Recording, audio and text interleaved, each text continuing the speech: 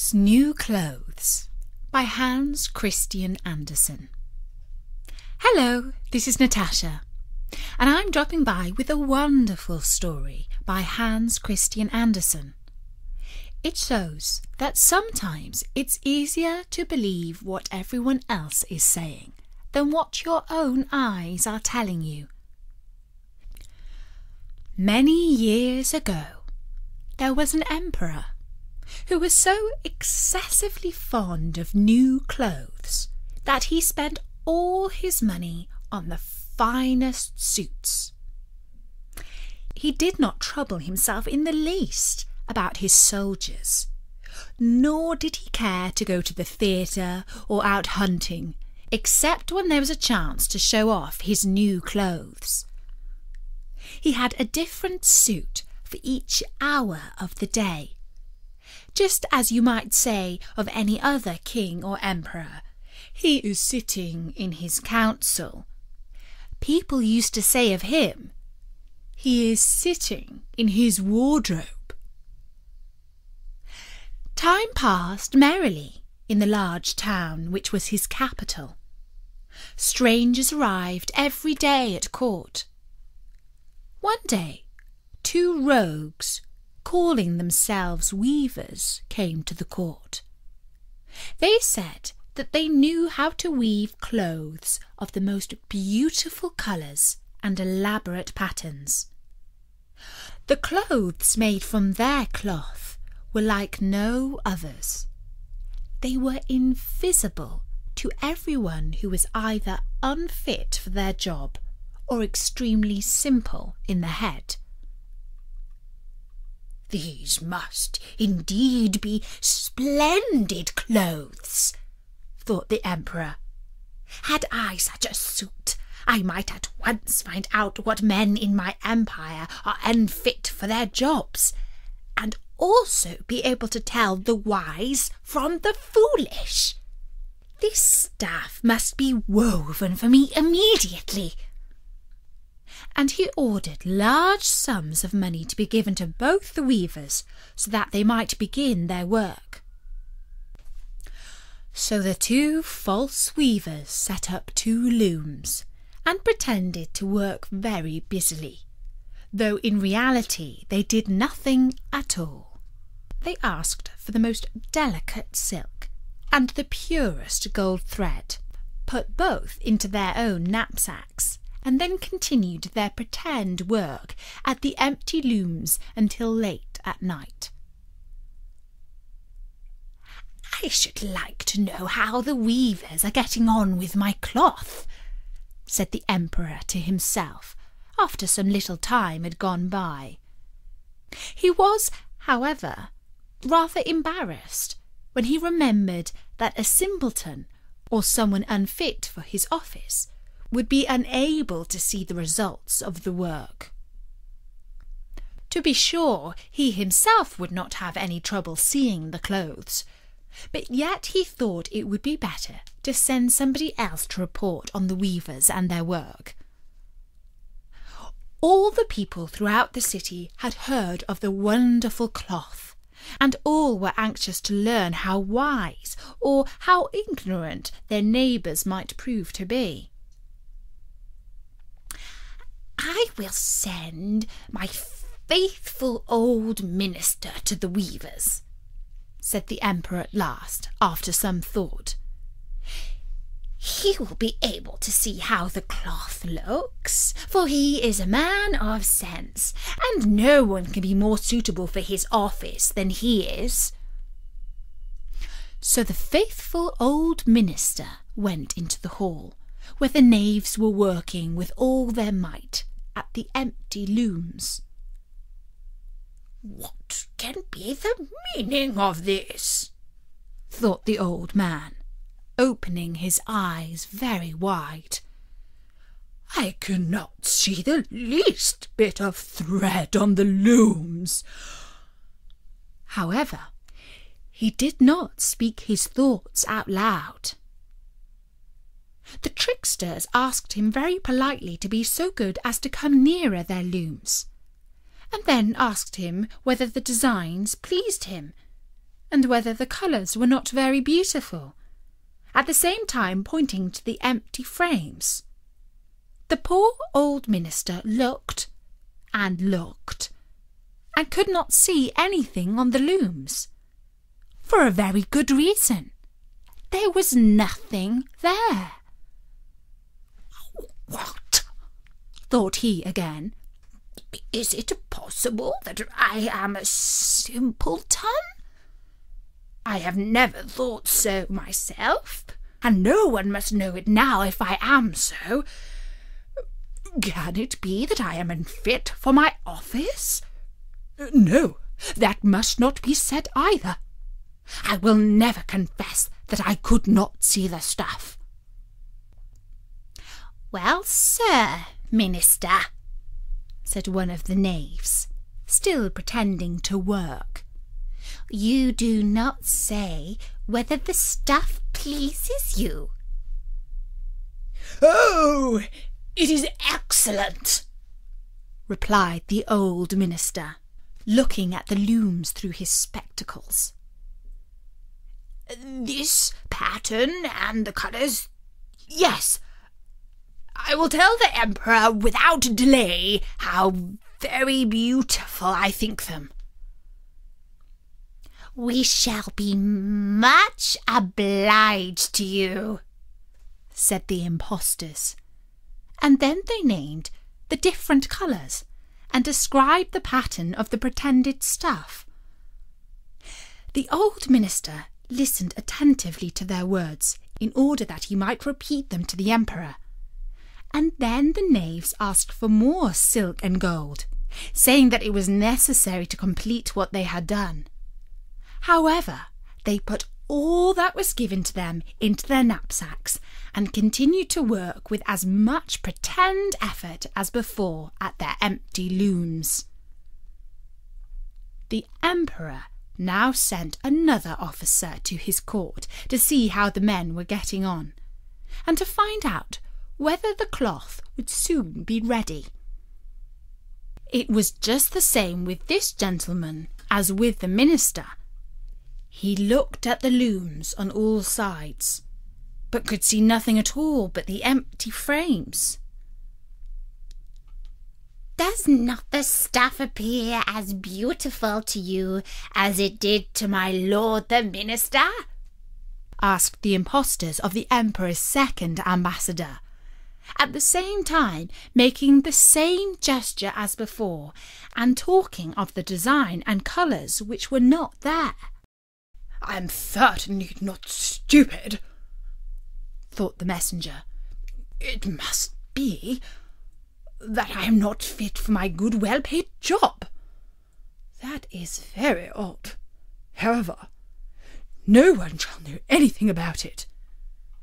And therefore he praised the stuff he could not see and declared that he was delighted with both colours and patterns.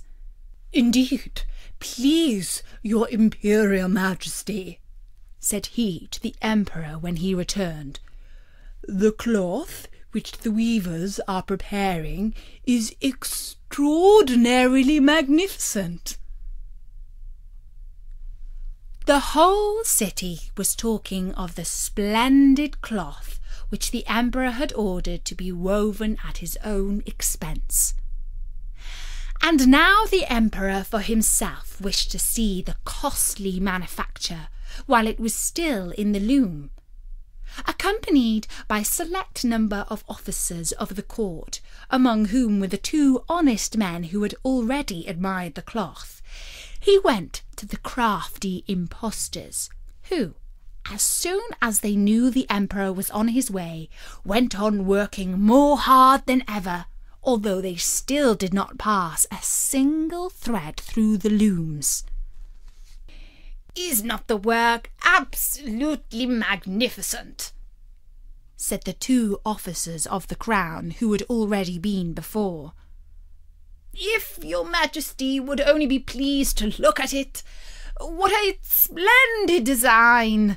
What glorious colours!" And at the same time they pointed to the empty frames, for they imagined that everyone else could see this exquisite piece of workmanship. "How is this?" said the Emperor to himself. "I can see nothing. This is indeed a terrible affair. Am I a simpleton, or am I unfit to be an emperor? That would be the worst thing that could happen. Oh, the cloth is charming," said he aloud. "It has my complete approval."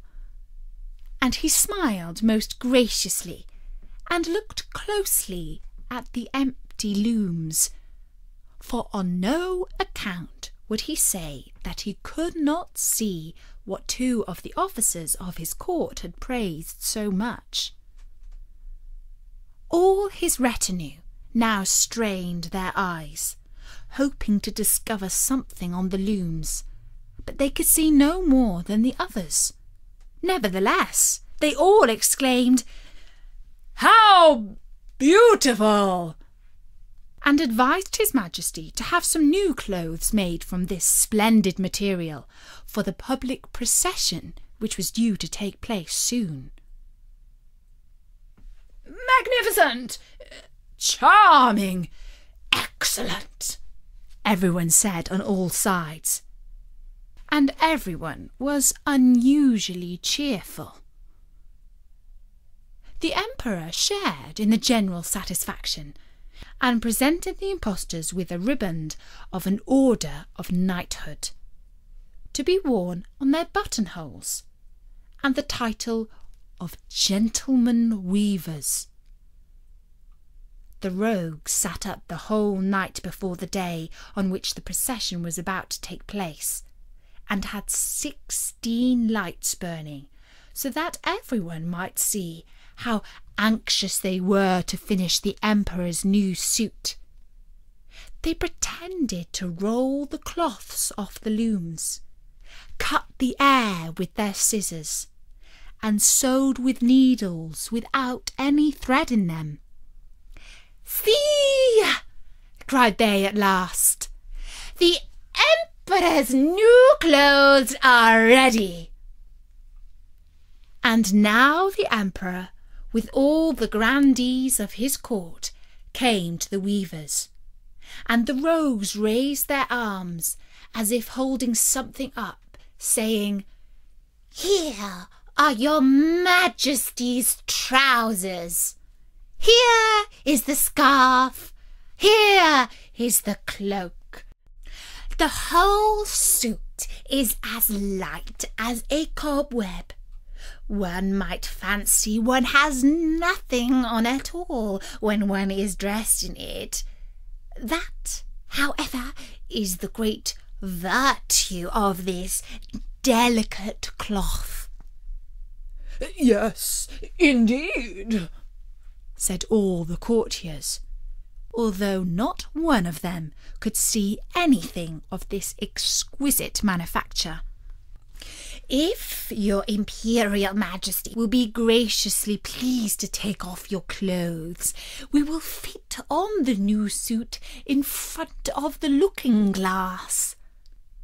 The Emperor was accordingly undressed, and the rogues pretended to array him in his new suit.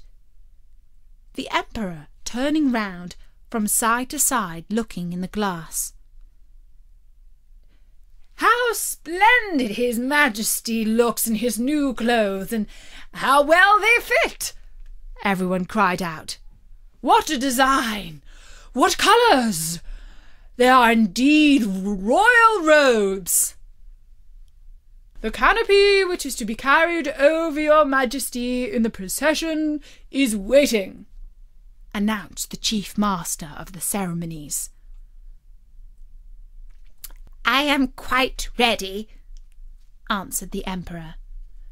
"Do my new clothes fit well?" asked he, turning himself round again before the looking-glass, in order that he might appear to be examining his handsome suit. The lords of the bedchamber, who were to carry his Majesty's train, felt about on the ground as if they were lifting up the ends of the robes, and pretended to be carrying something, for they would by no means let anyone see that they were simple or unfit for their jobs. So now the Emperor walked under his high canopy in the midst of the procession through the streets of his capital, and all the people standing by and those at the windows cried out, "Oh, how beautiful are our Emperor's clothes! What a magnificent train there is to the robes, and how gracefully the scarf hangs!" In short, no one would admit that he could not see these much admired clothes, because in doing so he would have declared himself either a simpleton or unfit for his job. Certainly none of the Emperor's various suits had ever made so great an impression as these invisible ones. "But the Emperor has nothing on at all," said a little child. "Listen to the voice of innocence!" exclaimed his father. And what the child had said was whispered from one to another. "But he has nothing on at all!" at last cried out all the people. The Emperor was suddenly embarrassed, for he knew that the people were right. But he thought the procession must go on now, and the lords of the bedchamber took greater pains than ever to be holding up the robes, although in reality there were no robes at all. And that's the story of The Emperor's New Clothes by Hans Christian Andersen. Bertie says that in real life people are often more silly in a crowd than they are on their own. If you think that everybody else believes something, then it must be true. And you have to be very brave to be like the little boy in the story and stand up and say what you can see with your own eyes. You can find loads more stories at storynori.com and in the iTunes podcast directory under Kids and Family. For now, from me, Natasha, bye-bye!